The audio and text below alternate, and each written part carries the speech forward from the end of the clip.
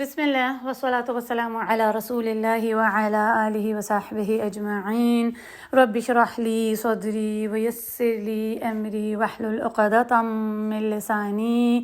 یفقہوا قولی اللہم فقہنا فی الدین اللہم انا نسألک علما نافعا ورزقا طیبا وعملا متقبلا آمین یا رب العالمین۔ سورۃ الانشقاق کے ہم انشاءاللہ تعالی آج کے لیسن میں آیا 10 سے لے کر 12 تک کور کریں گے، اور اگلی جو 13 سے 15 تک کی آیات ہیں وہ بھی یہ سیم ہی ٹاپک ہے جو انشاءاللہ تعالی ہم اگلے لیسن میں دیکھیں گے۔ ہم نے اپنے پچھلے لیسن میں دیکھا کہ جو نیک لوگ ہوں گے ان کو اللہ سبحانہ وتعالی عزت بخشیں گے، اور ان کے دائیں ہاتھ میں ان کا نامہ اعمال جب پکڑایا جائے گا تو ان کا آسان حساب ہوگا، ان سے کوئی سوال جواب نہیں کیا جائے گا، کسی قسم کا کوئی بھی پوچھ گچھ نہیں ہوگی، اور پھر وہ لوٹ جائیں گے اہل کی طرف خوش و خرم، خوشیاں مناتے جائیں گے۔ یہی دیکھی تھی نا ہم نے 7 سے 9 آیات تک۔ اب یہ جو 10 سے آگے 15 آیات ہیں ان میں بات ہو رہی ہے برے لوگوں کے بارے میں، گناہگار، بدکار، ظالم، فاسق لوگ، کہ جب ایسے کافر، مشرک، گنہگار انسان جس نے اللہ اور رسول کو، اللہ کے کلام کو، اس قرآن کو جھٹلایا،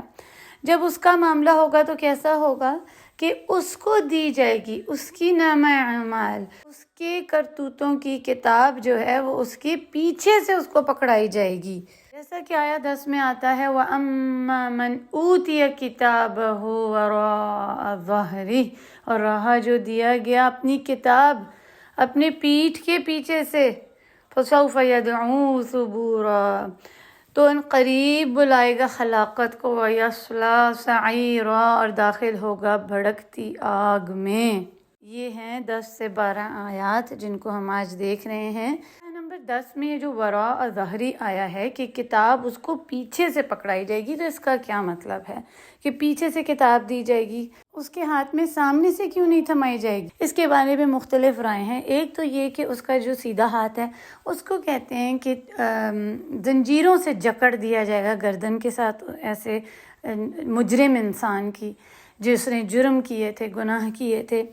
یا پھر یہ بھی رائے ہے کہ اس کے دونوں ہاتھ پیچھے باندھ دیے جائیں گے ہتھکڑیوں کے ساتھ، جیسے آپ دیکھیں پولیس کرتی ہے کہ جب ایک مجرم کو وہ پکڑتی ہے تو کیا کرتی ہے، ہتھکڑیوں سے باندھ دیتی ہے اس کے ہاتھ اس کی کمر کے پیچھے، تاکہ بالکل بھی ہل جل نہ ہو سکے، کہیں بھاگ کے نہ جا سکے وہ مجرم انسان، تو اس کے ہاتھ پیچھے سے بندھے ہوں گے، جس کی وجہ سے اس کو پیچھے سے پھر اس کا ہاتھ جو بندھے ہوں گے اسی میں اس کا نامہ اعمال اس کو تھما دیا جائے گا۔ پھر یہ بھی رائے آتی ہے کہ جو فرشتے ہیں وہ ایسے گنہگار، فاسق، مجرم انسان کو دیکھنا بھی نہیں پسند کریں گے، اس کے چہرے کو بھی نہیں دیکھیں گے، اس لیے اس کو پیچھے سے اس کا نامہ اعمال دے دیا جائے گا۔ اور پھر یہ بھی بات ہے کہ وہ خود انسان جو گنہگار ہے، فاسق، وہ اپنا نامہ اعمال اس دن دیکھنا نہیں جائے گا، کیونکہ اس کے لیے تو انتہائی شرمندگی کا باعث ہوگا اس دن، تو وہ چھپا رہا ہوگا اپنا نامہ اعمال۔ تو ساری ہی رائے ملتی ہیں، اور دیکھیں کون انسان چاہتا ہے کہ اس کی کوئی بری چیز سامنے آئے۔ اگر کسی کو کوئی برے گریڈز ملتے ہیں، کسی اسٹوڈنٹ کو، بچوں کو کوئی برا ٹرانسکرپٹ ہوتا ہے، تو وہ اس کو دکھانا چاہتے ہیں اپنے گھر والوں کو، اپنے دوست احبابوں کو، چھپا کے رکھتے ہیں نا۔ جیسے بچے بھی ڈر رہے ہوتے ہیں ماں باپ سے کہ اگر تھوڑے سے گریڈ کم آ جائیں، شرمندہ ہو رہے ہوتے ہیں، چھپا رہے ہوتے ہیں۔ پھر اگر کسی کو کوئی وائلیشن ٹکٹ مل جاتا ہے یا کوئی بھی چیز ہوتی ہے تو وہ دکھانا تو نہیں چاہتا، وہ خوشی خوشی لوگوں کو تو نہیں بتاتا نا کہ اس کو سرٹیفکیٹ ہے، کوئی اچھی چیز ہے یا شیلڈ ہے جو اسے دیوار پہ لٹکا دیں اور سب کو دکھائیں، چھپاتے ہیں، ایسی چیزوں کو جلا دیتے ہیں، پھاڑ دیتے ہیں، اس سے جان چھڑاتے ہیں کہ چھٹکارا حاصل ہو جائے۔ لیکن دیکھیں اس دن کیسے چھٹکارا پائیں گے اپنے نامہ اعمال سے، وہ اپنی اس کتاب کو جو انہوں نے اپنے ہاتھ سے اس دنیا میں گناہوں سے بھرا،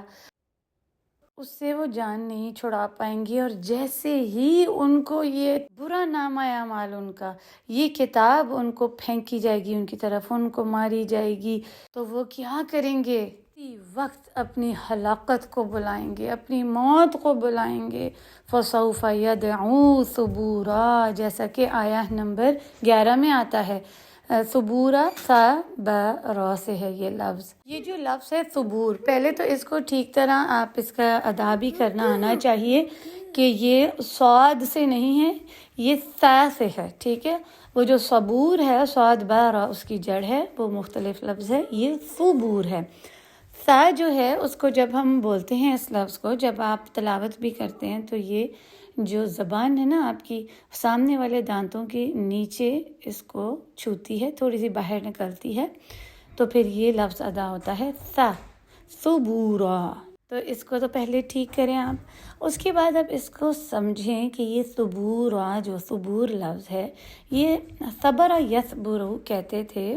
پہلے کہ اگر کسی کا کوئی زخم ہوتا ہے نا وہ خراب ہو جائے، اس میں انفیکشن ہو جائے، بخار ہو جائے، درد تکلیف بہت زیادہ بڑھ جائے اور اس کا پھر کوئی علاج نہ ملے اور جواب دے دیا جائے اس کو کہ بس اب موت ہی کی طرف جا رہے ہیں، تو ایسی تکلیف میں پھر وہ انسان اپنی موت ہی کو بلاتا تھا، یا صبورا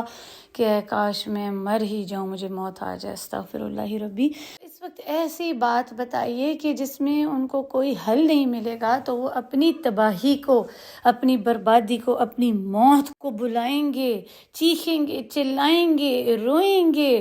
دھاڑے ماریں گے، بین کریں گے. جیسے کسی کے فوت ہو جانے پہ بین کیا جاتا ہے نا، وہ منع ہے اسلام میں، سخت منع ہے اس کو کرنا. تو یعنی کہ ان کی حالت ایسی ہوگی کہ وہ رو رہے ہوں گے، چیخ پٹ رہے ہوں گے، مار رہے ہوں گے اپنے آپ کو، اپنے ہاتھ چبا رہے ہوں گے اپنے دانتوں میں پریشانی کی حالت میں، اور اتنا روئیں گے، چیخیں گے، بھیک مانگیں گے موت کی کہ ہمیں اسی وقت موت کی سزا دے دی جائے، ہمیں موت کی سزا مل جائے، جیسے ہی ان کو ان کا نامہ اعمال ملے گا پیچھے سے. لیکن اب بہت دیر ہو چکی ہے، اب تو اس کے بارے میں کچھ بھی نہیں ہو سکتا. اب تو اپنی ایک نئی موت مانگو، لیکن تم مرو گے نہیں، تمہاری کسی طرح بھی خلاصی نہیں، کوئی چھٹکارا نہیں ہے آج کے دن. بے شک اتنا رو کہ موت آ جائے، لیکن موت تو پھر بھی نہیں آنی، نہ ہی تم کہیں بھاگ سکتے ہو. تم تو بہت جلد ایسی جیل میں ڈال دیے جانے والے ہو،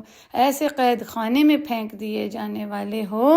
جہاں سے کوئی نہیں بھاگ سکتا، جو تم سے چمٹ جائے گی. اسی طرح جو لفظ المثابرہ ہے وہ بھی اسی کے لیے آتا ہے کہ چمٹ جانا، کوئی چیز ساتھ جڑ جائے جو جدا نہ کی جا سکے، اس سے انسان چھٹکارا نہ پا سکے، بھاگ نہ سکے. اور اسی طرح اس کا المثابرہ کا معنی پھر یہی نکلتا ہے کہ ایسا قید خانہ جیل جہاں سے بھاگا نہ جا سکے. اس نامہ اعمال کو پا کر وہ موت کو بلائیں گے، تباہی کو، ہلاکت کو، لیکن اس دن کوئی موت نہیں ہے بلکہ اس سے بھی زیادہ خطرناک ڈرا دینے والی چیز ان کے پاس آنے لگی ہے، اور وہ ہے سعیر، آگ بھڑکتی ہوئی، جلتی ہوئی. وَيَصْلَىٰ سَعِيرًا جیسے آیہ نمبر 12 میں آتا ہے. اور داخل ہو جاؤ اس آگ میں جلنے کے لیے. یہ جو بھڑکتی ہوئی آگ ہے اس میں بھن جانے کے لیے، وہ آگ جو تمہیں بھون ڈالے گی، جس میں انہیں زبردستی دھکے دے کر پھینک دیا جائے گا، معاذ اللہ. سعیر جو ہے نا، وہ سعر سے، سعر ہوتا ہے کسی چیز کو ناپ تول کرنا یا اس کی قیمت لگانا، جیسے ہم اکثر چیزوں کی ویلیوز لگاتے ہیں. تو اس دن اللہ سبحانہ وتعالی جو یہ سعیر ہے نا، آگ جہنم ہے، اس کا یہاں پر لفظ سعیر کا ہے، مختلف جگہوں پہ مختلف جہنم کے نام آئے ہیں. تو یہاں پر اللہ سبحانہ وتعالی اس کو ٹیسٹ کریں گے کہ یہ کتنی زیادہ بھڑک سکتی ہے اور جل سکتی ہے، اور سب سے زیادہ وہ اپنی شدید اپنی قوت کو پہنچ جائے گی، شدت اس کی پہنچ جائے گی، اور وہ جوش مارے گی. بھلا کیسے انسان اس میں جھونکے جائیں گے، استغفر اللہ ربی. جب بھی کوئی انسان ڈالا جائے گا تو وہ اور بھڑک جائے گی. اس آگ کا ایندھن انسان ہے، اور یہ برے لوگ جن کے نامہ اعمال ان کے پیچھے سے دیے جائیں گے، ان کو اس آگ میں دھکیل دیا جائے گا. اللہم اجرنا من النار، اللہم اجرنا من النار، اللہم اجرنا من النار.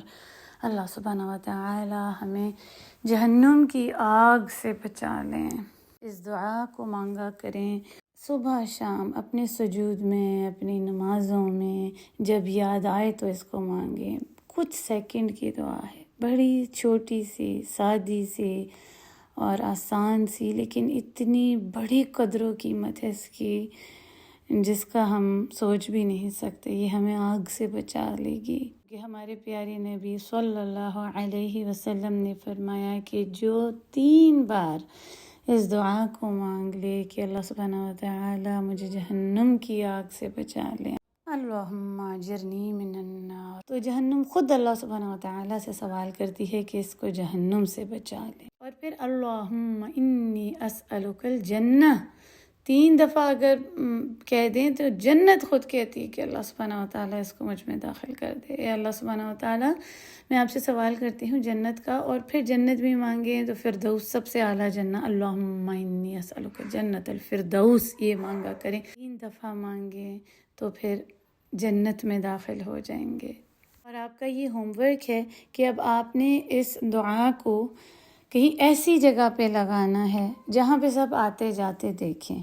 آپ کے گھر والے، تاکہ اگر انہیں بھول جائے تو اس دعا کو مانگیں، دوسروں کو بھی یاد آ جائے۔ اور بلکہ اس حدیث ہی کو میں آپ کے سامنے رکھ دیتی ہوں، انشاءاللہ تعالیٰ آپ کے گروپس میں بھی شیئر کی جائے گی، تاکہ آپ اسی کو پرنٹ کر لیں یا اسی کو لکھ کے آپ رکھ دیں سامنے۔ صحیح حدیث ہے، پہلے بھی آپ کو میں بتا چکی ہوں۔ انس بن مالک اس کو روایت کرتے ہیں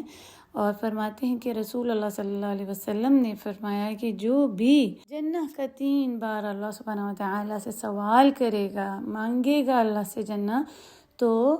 جنت کہے گی اے اللہ اس کو داخل کر دے جنت میں۔ اور جو بھی سوال کرے گا اللہ سبحانہ وتعالی سے کہ اللہ سبحانہ وتعالی مجھے آگ سے بچا لے، 3 بار یہ کہے گا، تو پھر آگ خود کہے گی کہ اللہ سبحانہ وتعالی اس کو آگ سے بچا دیں۔ صحیح حدیث ہے، انس بن مالک رضی اللہ عنہ قال قال رسول اللہ صلی اللہ علیہ وسلم من سأل الجنة 3 مرات قالت الجنة اللهم ادخله الجنة ومن استجار من النار 3 مرات قالت النار اللهم اجره من النار۔ اور دیکھیں پھر اگر آپ نے اپنے لیے مانگنی ہے تو اجرنی بولنا ہے، سب کے لیے مانگنا ہے تو اجرنا کہنا ہے۔ اللہ جل جلالہ سے ہم سوال کرتے ہیں کہ ہمیں اپنی جنتوں میں بغیر حساب کے داخل کر دیں اور جہنم کی آگ سے بچا لیں، آمین یا رب یا رب، ہماری اس دعا کو قبول فرما لیں۔ تو ایک تو آپ کا یہ ہوم ورک ہو گیا اس دعا کا کہ آپ نے اس کو سب کو ریمائنڈ کرانا ہے، اس کو لکھ کر آپ نے لگانا ہے۔ دوسرا جو آپ نے ہوم ورک کرنا ہے وہ یہ ہے کہ ان آیات کو اچھی طرح غور و فکر کرنا ہے۔ الوفقات تدبریہ والعمل بالآیات، آپ نے وقت لگانا ہے اور ان 7 سے جو اب آج تک کا لیسن ہے 12 تک کی آیات پر غور و فکر کرنا ہے۔ اب کس حالت میں ہونا چاہتے ہیں؟ جب یوم القیامہ میں آپ کھڑے ہوں گے اور اس کو آپ تصور کریں، اس سین کو لے کر آئیں کہ میرے ہاتھ میں جب نامہ اعمال تھمایا جائے گا، میں کیا چاہتی ہوں کہ میری کیا سچویشن ہو، میں اپنے نامہ اعمال میں کیا دیکھنا چاہتی ہوں اس دن، ستاروں سے جڑے ہوئے میرے خوبصورت اعمال۔ اور پھر یہ سوچیں کہ پھر میں آسان حساب کے ساتھ جنت میں داخل ہوں گی، اپنے اہل میں خوشیاں مناؤں گی، اپنی یہ جو میرا سرٹیفکیٹ ہے، یہ جو شیلڈ آف آنر ہے، جو میرا اعزاز ہے، یہ جو تمغہ ہوگا یہ لے کر جاؤں گی اپنے اہل میں، سب کو دکھاؤں گی کہ میں نے یہ اچیو کیا ہے۔ کتنی خوشیاں منا رہے ہوں گے سب، ایک بہترین پارٹی ہوگی۔ تو اپنے آپ کو امیجن کریں اور اللہ سبحانہ وتعالی ہمیں ان لوگوں میں سے کر دیں، اور اللہ سبحانہ وتعالی ہمیں کبھی بھی ان لوگوں میں سے نہ کرے جن کی آیات آج ہم نے کور کی ہیں، جن کا نامہ اعمال ان کے پیچھے سے ان کو پکڑایا جائے گا، وہ موت کو پکاریں گے اور اس دن کوئی موت نہیں ہوگی، اور پھر وہ بھڑکتی ہوئی آگ میں جھونک دیے جائیں گے۔ اللہم لا تجعلنا منہم، آمین یا رب العالمین۔ اب انشاءاللہ تعالیٰ ان آیات کا ترجمہ ہم دیکھ لیتے ہیں۔ آیت نمبر 10، وَأَمَّا، اور رہا، من جو، اوتیا دیا گیا، کتابہ اپنی کتاب، نامہ اعمال، ہو جو ہے نا ضمیر ہے اس کو بھولیے گا نہیں، وراء پیچھے سے، ظہری ظہر اپنی پیٹھ کے، پیٹھ کے لیے آتا ہے یہ. آیہ نمبر 11 فَسَوْفَ تو ان قریب یدعو بلائے گا ثبورا ث ب را سے ہلاکت کو موت کو. آیہ نمبر 12 اور یصلا صاد لام یا جس کی جڑ ہے داخل ہوگا سعیرا بھڑکتی آگ میں. سبحانک اللہم و بحمدک نشہد ان لا الہ الا انت نستغفرک و نتوب الیک وآخر دعوانا الحمد للہ رب العالمین. السلام علیکم ورحمۃ اللہ وبرکاتہ. وَأَمَّا مَنْ أُوتِيَ كِتَابَهُ وَرَاءَ ظَهْرِهِ فَسَوْفَ يَدْعُو ثُبُورًا وَيَصْلَى سَعِيرًا